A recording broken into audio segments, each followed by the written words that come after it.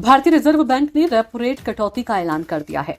RBI की मौद्रिक नीति समिति ने रेपो रेट में तत्काल प्रभाव से 0.25% की कटौती का फैसला सर्वसम्मति से लिया है। आरबीआई गवर्नर संजय मल्होत्रा ने कहा कि मौद्रिक नीति समिति के सदस्यों ने नीतिगत रेपो दर को तत्काल प्रभाव से 25 आधार अंकों से घटाकर 6% करने के लिए मतदान किया। इस दौरान गवर्नर ने वैश्विक विकास के लिए नई चुनौतियों की ओर इशारा भी किया।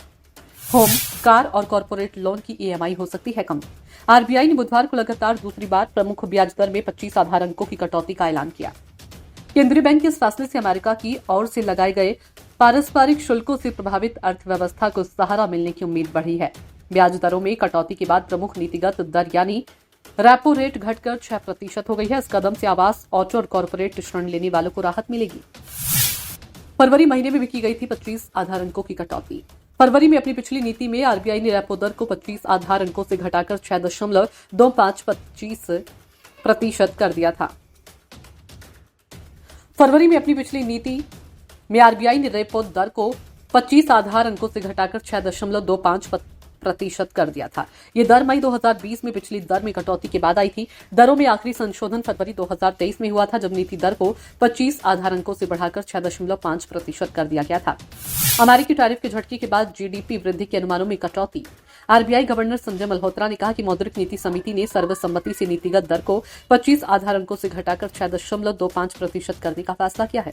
वैश्विक अनिश्चितताओं के कारण आरबीआई ने सकल घरेलू उत्पाद की वृद्धि दर का अनुमान 6.7% से घटाकर 6.5% कर दिया है। पिछले सप्ताह अमेरिकी राष्ट्रपति डोनाल्ड ट्रंप ने भारतीय आयातों पर 26% का भारी भरकम पारस्परिक शुल्क लगाने की घोषणा की थी, जो 9 अप्रैल से प्रभावी होगा। आरबीआई गवर्नर ने वित्तीय वर्ष 2026 में वास्तविक जीडीपी वृद्धि दर 6.5% रहने का अनुमान जताया।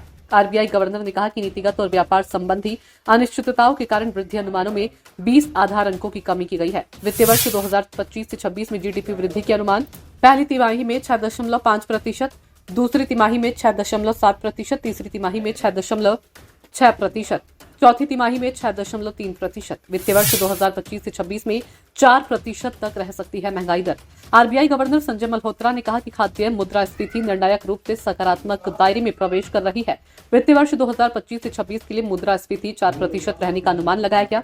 फरवरी में महंगाई दर 4.2% रहने का अनुमान लगाया है।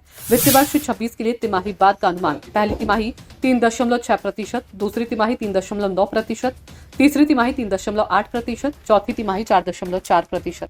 ब्यूरो रिपोर्ट, नई दिल्ली।